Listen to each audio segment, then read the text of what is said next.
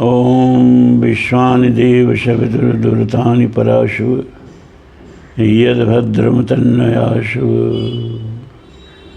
सर्वमंगलमंगल्ये शिवे सर्वार्थसाधिके शरण्ये त्र्यंबके गौरी नारायणी नमोस्तुते।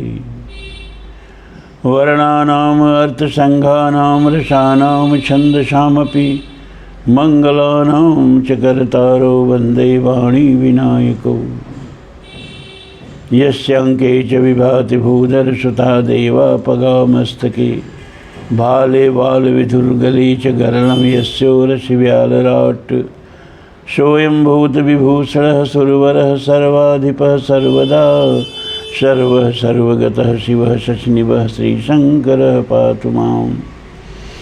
शान्ताकारं भुजगशयनं पद्मनाभं सुरेशं विश्वाधारं गगनसदृशं मेघवर्णं शुभांगं लक्ष्मीकान्तं कमलनयनं योगविध्यानगम्यं वन्दे विष्णुभवभयहरं सर्वलोकैकनाथम्। अतुलितबलधामं हिमशैलाभदेहं धनुजवनकृशानं ज्ञानिनामग्रगण्यं सकलगुणनिधानं वानराणामधीशं रघुपतिप्रियभक्तं वातजातं नमामि। श्रीराम जय जय राम, श्रीराम जय जय राम। मंगल भवन अमंगलहारी द्रवहुष दशरथ अजिर विहारी। श्रीराम जय जय राम, श्रीराम जय जय राम। सत्संग प्रेमी धर्म प्राण सज्जनों, हमारी संस्कृति में पंचदेव उपासना चलती है ना। सूर्य की उपासना करने वाले को सौर कहते हैं, शक्ति की उपासना करने वाले को शाक्त कहते हैं, और गणपति की उपासना करने वाले को यानी गणेश जी के गाणपत्य कहते हैं, शिव जी की उपासना करने वाले को शैव कहते हैं, और विष्णु भगवान की उपासना करने वाले को या राम और कृष्ण उनके अवतारों की उपासना करने वाले को वैष्णव कहते हैं। तो पंचदेव उपासना के लिए हम मतलब वंदना में पांचों के लिए श्लोक पढ़ते हैं। विश्वानि देव सवितुर ये सूर्य देव की उपासना है। सर्वमंगल मंगल्ये शक्ति की उपासना है, और वंदे वाणी विनायको गणेश जी और सरस्वती जी की उपासना है। यशांके च विभात शिव जी का हो गया। शांताकारम भुजग शयनम वैष्णव का हो गया, और पांचों देवों को मिला करके हनुमान जी इस संपुट हैं। हनुमान जी का मतलब कि पांचों देवों की उपासना। क्यों? क्योंकि सूर्य के शिष्य हैं, गणपति के भाई हैं, शक्ति के पुत्र हैं, शिव जी स्वयं हैं माने शिव जी के पुत्र हैं, और भगवान राम और कृष्ण के लीला सहचर। तो हनुमान जी की उपासना में पंचदेव उपासना हो जाती है। एक चीज़ और कहनी है कि आप लोगों से मेरा संवाद नहीं हो पाता है। मैं जो मन में आता है बोलता हूँ, आप लोग सुनते हो। मन में कुछ प्रश्न भी आता हो तो किससे पूछो, सामने तो मैं हूँ नहीं। तो मैंने सोचा है कि रविवार का दिन जो है वो प्रश्नोत्तरी का दिन होगा। आप लोगों के मन में जो जो प्रश्न होगा 2 लाइन 3 लाइन से ज़्यादा का नहीं,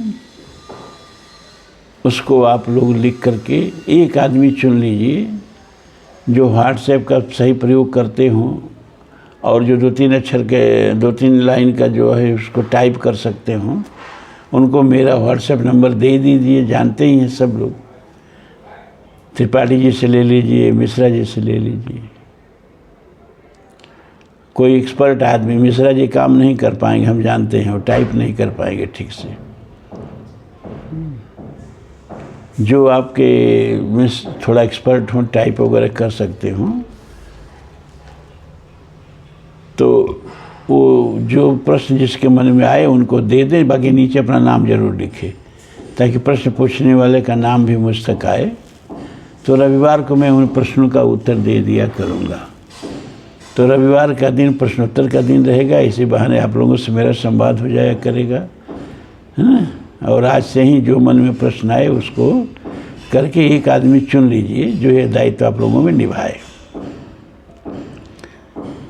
तो शिव पुराण रुद्र संहिता पार्वती खंड का 27वां अध्याय। पार्वती बोली, जटाधारी विप्रवर, मेरा सारा वृतांत सुनिए। मेरी सखी ने जो कुछ कहा है वह ज्यों का त्यों सत्य है, उसमें असत्य कुछ भी नहीं है।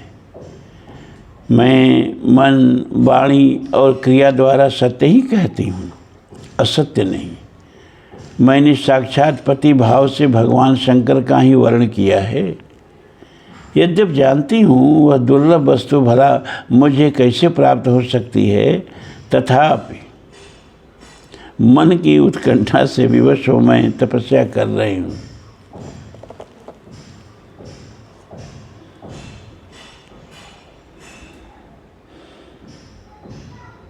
ब्राह्मण से ऐसी बात कहकर पार्वती देवी उस समय चुप हो रही।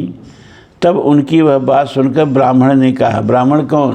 भोले बाबा ब्राह्मण बन के गए हैं। अरे विवाह से पहले बड़ी बड़ी लीला होगी, आप सुनते तो रहिए। तुलसी बाबा पूरा नहीं लिख पाए हैं। ब्राह्मण बोले, इस समय मेरे मन में यह जानने की प्रबल इच्छा थी कि ये देवी किस दुर्लभ वस्तु को चाहती, जिसके लिए ऐसा महान तप कर रही हैं। किंतु देवी, तुम्हारे मुखारबिंद से सब कुछ सुनकर उस अभिष्ट वस्तु को जान लेने के बाद अब मैं यहाँ से जा रहा हूँ। तुम्हारी जैसी इच्छा हो वैसा करो। अब जैसा तुम्हारा कार्य है वैसा ही उसका परिणाम होगा। जब तुम्हें इसमें सुख है तब मुझे कुछ नहीं कहना है। पार्वती बोली, विप्रवर आप क्यों जाएंगे? ठहरिए और मेरे हित की बात बताइए। पार्वती के ऐसा कहने पर दंडधारी ब्राह्मण देवता रुक गए और इस प्रकार बोले, देवी, यदि मेरी बात सुनने का मन है और मुझे भक्ति भाव से ठहरा रही हो तो मैं सब सत्य सत्य बता रहा हूँ, जिससे तुम्हें हित अहित का ज्ञान हो जाएगा। महादेव जी के प्रति मेरे मन में गौरव बुद्धि है, अतः मैं उनको सब प्रकार से जानता हूँ, तो भी यथार्थ बात कहता हूँ। तुम सावधान होकर सुनो। वृषभ के चिन्ह से अंकित ध्वजा धारण करने वाले महादेव जी सारे शरीर में भस्म रमाए रहते हैं, सिर पर जटा धारण करते हैं, धोती की जगह बाघ का चाम पहनते हैं और चादर की जगह हाथी की खाल ओढ़ते हैं। हाथ में भीख मांगने के लिए एक खोपड़ी लिए रहते हैं। झुंड के झुंड सांप उनके सारे अंगों में लिपटे रहते हैं। वे विष खाकर ही पुष्ट होते हैं, अभक्ष भक्षी हैं। उनके नेत्र बड़े भद्दे और देखने में डरावने लगते हैं। उनका जन्म कब, कहाँ, किससे हुआ यह आज तक प्रकट नहीं हुआ। घर गृहस्थी के भोग से वे सदा दूर ही रहते हैं, नंग धड़ंग घूमते हैं और भूत प्रेतों को सदा साथ रखते हैं। उनके 2 नहीं 10 भुजाएं हैं। देवी, मैं समझ नहीं पाता कि किस कारण से तुम्हें उन्हें अपना पति बनाना चाहती हो। तुम्हारा ज्ञान कहाँ चला गया है? इस बात को आज सोच विचार कर मुझे बताओ। दक्ष ने अपने यज्ञ में अपनी ही पुत्री सती को केवल यही सोचकर नहीं बुलाया कि वह कपालधारी भिक्षुकी की भार्या है। इतना ही नहीं, उन्होंने यज्ञ में भाग देने के लिए सब देवताओं को बुलाया, किंतु शंभु को छोड़ दिया। सती उस अपमान के कारण अत्यंत क्रोध से व्याकुल हो उठी। उसने अपने प्यारे प्राणों को तो छोड़ा ही, शंकर जी को भी त्याग दिया। तुम तो स्त्रियों में रत्न हो। तुम्हारे पिता समस्त पर्वतों के राजा हैं, फिर तुम क्यों इस उग्र तपस्या के द्वारा वैसे पति को पाने की अभिलाषा रखती हो? सोने की मुद्रा देकर बदले में उतना ही बड़ा कांच लेना चाहती हो? उज्ज्वल चंदन छोड़कर अपने अंगों में कीचड़ लपेटना चाहती हो? सूर्य के तेज का परित्याग करके जुगनू की चमक पाना चाहती हो? महीन वस्त्र त्याग कर अपने शरीर को चमड़े से ढकने की इच्छा करती हो? घर में रहना छोड़कर वन में धूनी रमाना चाहती हो? तथा देवेश्वरी, यदि तुम इंद्र आदि लोकपालों को त्याग कर शिव के प्रति अनुरक्त हो तो अवश्य ही रत्नों के उत्तम भंडार को त्याग कर लोहा पाने की इच्छा करती हो।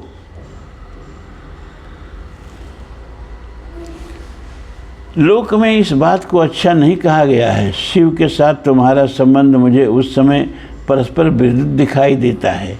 कहाँ तुम जिसके नेत्र प्रफुल्ल कमलदल के समान शोभा पाते हैं, और कहाँ वे रुद्र जो 3 भद्दी आंखें धारण करते हैं। तुम तो चंद्रमुखी हो और शिव पंचमुख कहे गए हैं।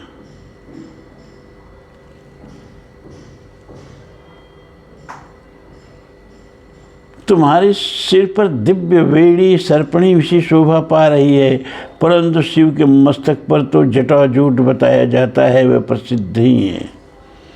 तुम्हारे अंग में चंदन का अंगराग होगा और शिव के शरीर में चिता का भस्म।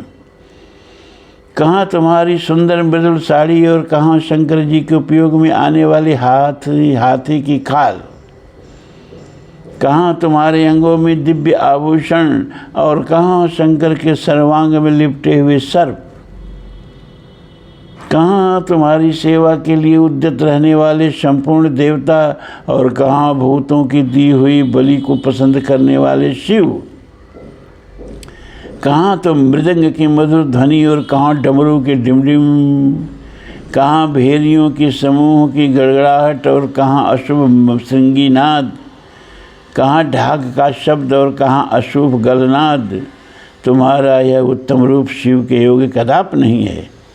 यदि उनके पास धन होता तो वे दिगंबर क्यों रहते। सवारी के नाम पर उनके पास एक बूढ़ा बैल है और दूसरा कोई भी सामग्री उनके पास नहीं है।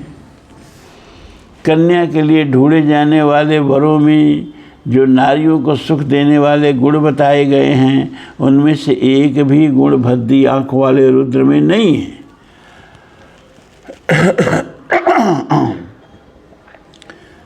तुम्हारे परम प्रिय काम को भी उन हर देवता ने दग्ध कर दिया और तुम्हारे प्रति उनका अनादर तो तभी देख लिया गया जब वे तुम्हें छोड़कर अन्यत्र चले गए।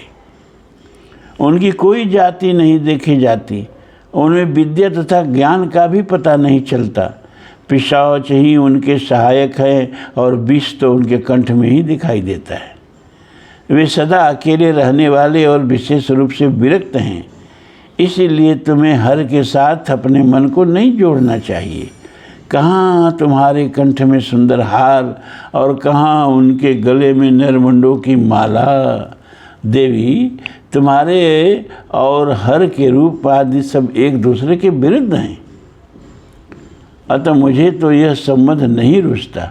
फिर तुम्हारी जैसी इच्छा हो वैसा करो। संसार में जो कुछ भी असद वस्तु है वह सब तुम स्वयं चाहने लगी हो, अतः मैं कहता हूँ कि तुम उस असत की ओर से अपने मन को हटा लो, अन्यथा जो चाहो वह करो, मुझे कुछ नहीं कहना है। ब्रह्मा जी कहते हैं, नारद, यह बात सुनकर पार्वती शिव की निंदा करने वाले ब्राह्मण पर मन ही मन कुपित हो उठी और उससे इस प्रकार बोली। ये सारी निंदा शिव जी खुद अपनी कर रहे हैं। और ये जो सारी निंदाएं हैं ना, यही तो शिव के महात्मा है, शिव का बड़प्पन, जिसको हम कई बार आप लोगों से बता चुके हैं। बूढ़ा बैल जिस पर वो सवारी करते हैं ना, वही सनातन धर्म है, जो सारे धर्मों में बूढ़ा है। कहने का मतलब कि सारे धर्मों से पुरातन है, सारे धर्मों से ज्येष्ठ है, इसीलिए इसको बूढ़ा कहा गया है। डमरू की डिमडिम नाद ही अनहद नाद है। उसी अनहद नाद से सारा ब्रह्मांड उत्पन्न होता है, इसीलिए इसको नाद ब्रह्म कहते हैं। आज विज्ञान भी यह मानने लगा है कि सारी सृष्टि की उत्पत्ति नाद से हुई है। कैसे मानने लगा है विज्ञान? अब आ गई है आजकल स्ट्रिंग थियरी।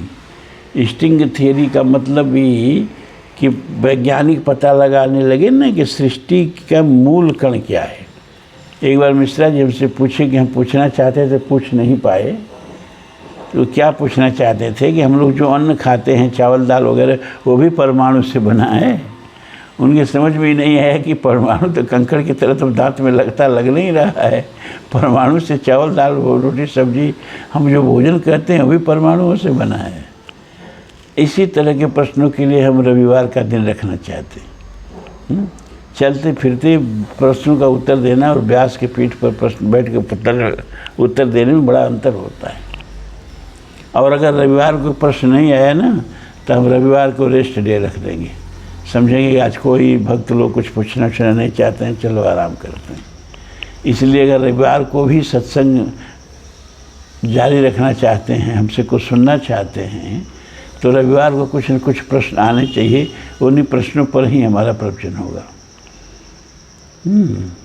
तो पता लगाने लगे कि सारी चीज़ें किससे बनी हैं, तो पता चला परमाणुओं से बनी हैं। अब परमाणु जो है ये यही मूल इकाई हैं ब्रह्मांड की अविभाज्य, inclusive theory of atoms.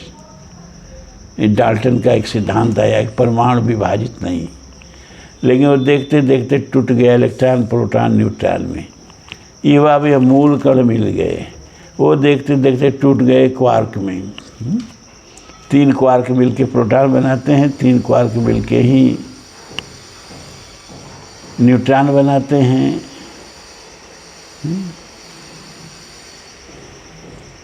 Electron भी मूल कण नहीं है। तो पता चला, लगाया गया भाई मूल कण क्या है। तो अब एक स्टिंग थियरी आई है ना, अब कि वो स्टिंग माने होता है तार, बीड़ा के तार को स्टिंग कह सकते हैं। तो बहुत छोटी छोटी स्टिंग्स हैं, उनसे क्वार्क वगैरह सब बने हैं। ये अभी सिद्ध नहीं हुआ, अभी ये हाइपोथेसिस है। और उनके कंपन हैं, उनके कंपन से नाना प्रकार के मतलब ऊर्जा निकलती है, ऊर्जा से नाना प्रकार के कण बनते हैं, कण से पार्टिकल बनते हैं, पार्टिकल से एटम बनते हैं, एटम से एलिमेंट्स बनते हैं। तो अंत में नाद थियरी आ गई। नाद थियरी का मतलब कि पूरा ब्रह्मांड जो है नाद से उत्पन्न हुआ है। स्ट्रिंग थियरी के नृत्य से, स्ट्रिंग थियरी के नाद से उत्पन्न हुआ है। वही नाद जो है शिव जी के डमरू है। ठीक है, ये सब बता चुके हैं। चलिए कहानी आगे ले चलें। अब 27वां अध्याय पूरा हुआ। 28वां अध्याय। पार्वती बोली, बाबा जी अब तक तो मैंने ये समझा था कि कोई दूसरे ज्ञानी महात्मा आ गए हैं, परंतु अब सब ज्ञात हो गया। आपकी कलई खुल गई। आपसे क्या कहूँ, विशेषतः उस दशा में जब आप अवध्य ब्राह्मण हैं, ब्राह्मण देवता, आपने जो कुछ कहा है वह सब मुझे ज्ञात है, परंतु वह सब झूठा ही है, सत्य कुछ नहीं है। आपने कहा था कि मैं शिव को जानता हूँ। यदि आपकी यह बात ठीक होती तो आप ऐसी युक्ति एवं बुद्धि के विरुद्ध बात नहीं बोलते। यह ठीक है कि कभी कभी महेश्वर अपनी लीला शक्ति से प्रेरित हो तथा कथित अद्भुत वेश धारण कर लिया करते हैं, परंतु वास्तव में साक्षात परम ब्रह्म परमात्मा है। उन्होंने स्वेच्छा से ही शरीर धारण किया है। आप ब्रह्मचारी का स्वरूप धारण कर मुझे ठगने के लिए उद्यत हो यहाँ आए हैं और अनुचित एवं असंगत युक्तियों का सहारा ले छल कपट से युक्त बातें बोल रहे हैं। मैं भगवान शंकर के स्वरूप को भली भांति जानती हूँ, इसलिए यथायोग्य विचार करके उनके तत्व का वर्णन करती हूँ। वास्तव में शिव निर्गुण ब्रह्म हैं, कारण बस सगुण हो गए हैं। जो निर्गुण हैं, समस्त गुण जिनके स्वरूप भूत है, उनकी जाति कैसे हो सकती है? वे भगवान सदाशिव समस्त विद्याओं के आधार हैं। फिर उन संपूर्ण परमात्मा को किसी विद्या से क्या काम? पूर्व काल में कल्प के आरंभ में भगवान शंभु ने श्री विष्णु को उच्छ्वास रूप से संपूर्ण वेद प्रदान किए थे। अतः उनके समान उत्तम प्रभु दूसरा कौन है जो सबके आदि कारण हैं? उनकी अवस्था अथवा आयु का मापतौल कैसे हो सकता है? प्रकृति उन्हीं से उत्पन्न हुई है, फिर उनकी शक्ति का दूसरा क्या कारण हो सकता है? जो महादेव सगुण होकर तीनों लोकों के कर्ता भर्ता और हर्ता होते हैं तथा निर्गुण रूप में शिव कहलाते हैं, वे बुद्धि के द्वारा पूर्ण रूप से कैसे जाने जा सकते हैं? ऐसे लोग निर्गुण शिव के तत्व को नहीं जानते। जो पुरुष तत्व को न जानने के कारण यहाँ शिव की निंदा करता है, उसके जन्म भर का सारा संचित पुण्य भस्म हो जाता है। आपने जो यहाँ अमित तेजस्वी महादेव जी की निंदा की है और मैंने जो आपकी पूजा की है, उससे मुझे पाप का भागनी होना पड़ा है। शिवद्रोही को देखकर वस्त्र सहित स्नान करना चाहिए। शिवद्रोही का दर्शन हो जाने पर प्रायश्चित करना चाहिए। इतना कहकर पार्वती जी उस ब्राह्मण पर अधिक रुष्ट होकर बोली, अरे रे दुष्ट! शादी से पहले ही दुष्ट मुष्ट बनने चले गए शिव जी। अरे रे दुष्ट! तूने कहा था कि मैं शंकर को जानता हूँ, परंतु निश्चय ही तूने उन सनातन शिव को नहीं जाना है। भगवान रुद्र को तो तू जैसा कहता है वे वैसे ही क्यों न हो, उनके जैसे भी बहुसंख्यक रूप क्यों न हो, सत्पुरुषों के प्रियतम नित्य निर्विकार वे भगवान शिव ही मेरे अभिष्टतम देव हैं।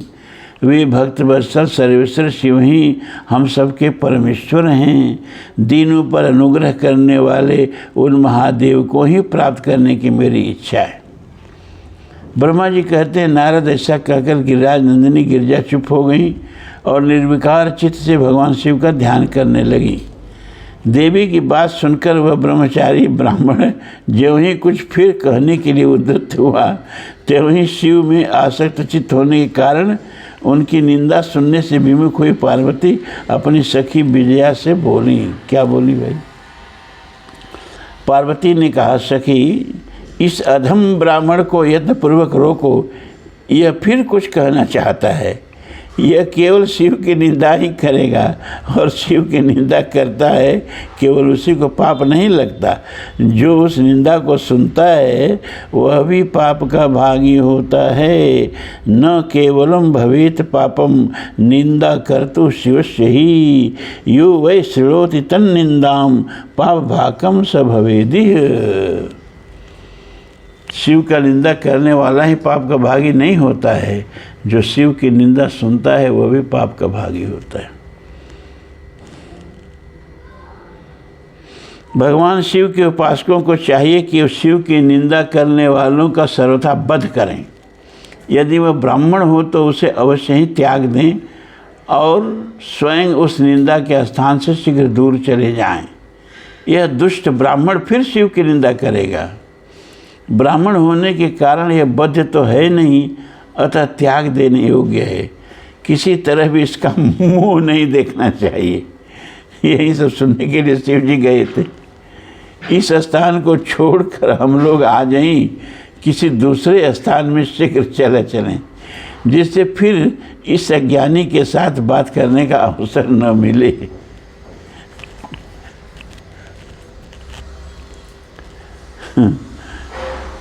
ब्रह्मा जी कहते हैं, नारद, ऐसा कहकर उमा ने ज्यों ही अन्यत्र जाने के लिए पैर उठाया, त्यों ही भगवान शिव अपने साक्षात स्वरूप से प्रकट हो प्रिया पार्वती का हाथ पकड़ लिया। शिवा जैसे स्वरूप का ध्यान करती थी, वैसा ही सुंदर रूप धारण कर शिव ने उन्हें दर्शन दिया। पार्वती ने लज्जा बस अपना मुंह नीचे की ओर कर लिया। तब भगवान शिव उनसे बोले, प्रिय, मुझे छोड़कर कहाँ जाओगी? अब मैं फिर कभी तुम्हारा त्याग नहीं करूँगा। मैं प्रसन्न हूँ, वर मांगो, मुझे तुम्हारे लिए कुछ भी अदेह नहीं है। देवी, आज से मैं तपस्या के मोल खरीदा हुआ तुम्हारा दास हूँ। तुम्हारे सौंदर्य ने भी मुझे मोह लिया है। अब तुम्हारे बिना एक क्षण भी युग के समान जान पड़ता है। लज्जा छोड़ो, तुम तो मेरी सनातन पत्नी हो। गिरिराज नंदिनी महेश्वरी, मैंने जो कुछ कहा है उस पर श्रेष्ठ बुद्धि से विचार करो। ब्रह्मा जी कहते हैं, देवाधिदेव महादेव जी के ऐसा कहने पर पार्वती आनंद मग्न हो उठी।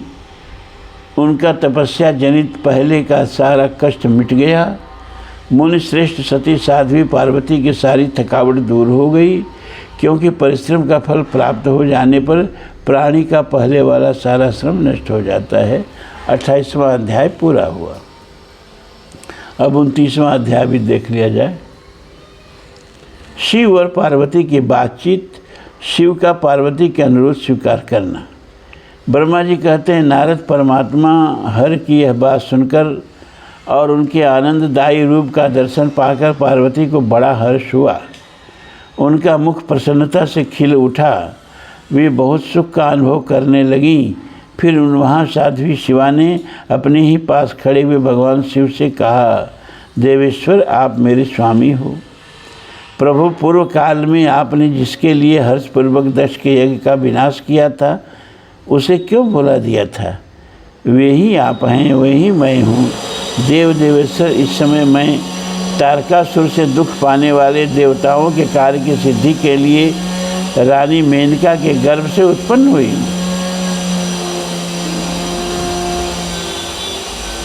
देवेश, यदि आप प्रसन्न हैं और यदि मुझ पर कृपा करते हैं तो मेरे पति हो जाइए। ईशान प्रभु, मेरी यह बात मान लीजिए। आपकी आज्ञा लेकर मैं पिता के घर जाती हूँ।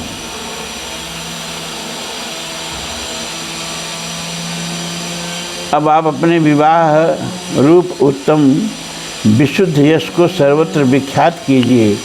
नाथ प्रभु, आप तो लीला करने में कुशल हैं, अतः मेरे पिता हिमवान के पास चलिए और याचक बनकर उनसे मेरी याचना कीजिए।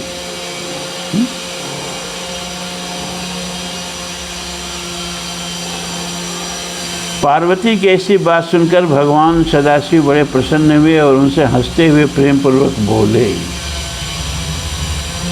शिव ने कहा, देवी महेश्वरी, मेरी यह उत्तम बात सुनो। कुछ विघ्न हो गया, सब तोड़ फोड़ यहाँ चल ही रहा, मकान बन रहा है। यह उचित मंगलकारक और निर्दोष है, इसे सुनकर वैसा ही करो।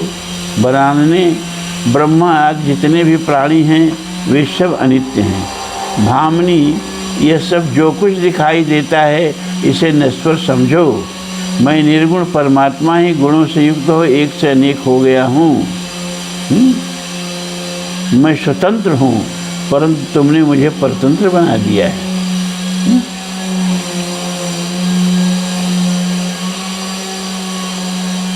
महादेव जी के ऐसा कहने पर भी सती साध्वी कमलोचना महादेवी शिवा ने उन भगवान शंकर को बारंबार भक्ति भाव से प्रणाम किया।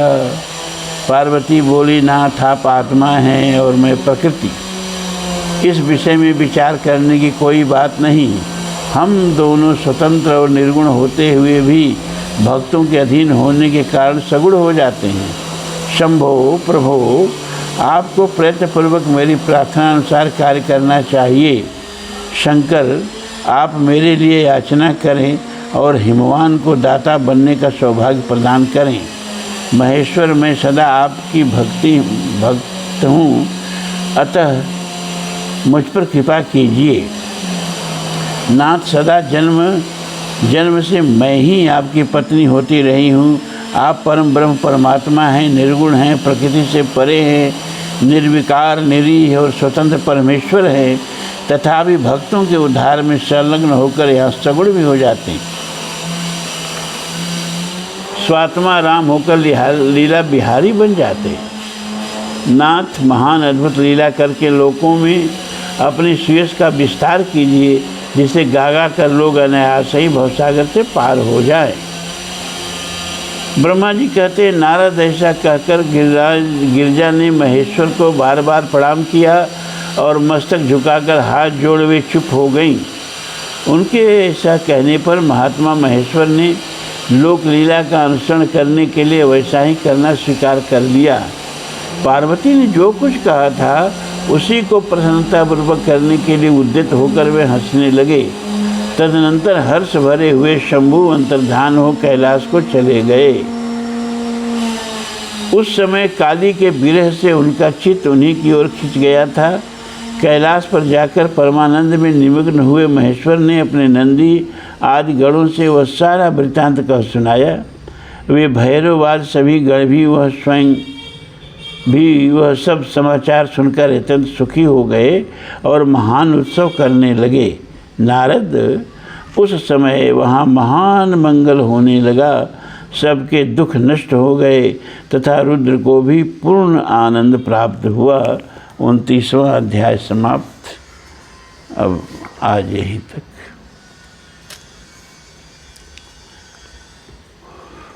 ओम पूर्णमदः पूर्णमिदं पूर्णात् पूर्णमुदच्यते पूर्णस्य पूर्णमादाय पूर्णमेवावशिष्यते। सर्वे भवन्तु सुखिनः, सर्वे सन्तु निरामयाः, सर्वे भद्राणि पश्यन्तु मा कश्चित् दुःखभाग् भवेत्। असतो मा सद्गमय, तमसो मा ज्योतिर्गमय, मृत्योर्मा अमृतं गमय। ओम शांति शांति शांति। ओम। धर्म की जय हो, अधर्म का नाश हो, प्राणियों में सद्भावना हो, विश्व का कल्याण हो। ओम हर हर महादेव।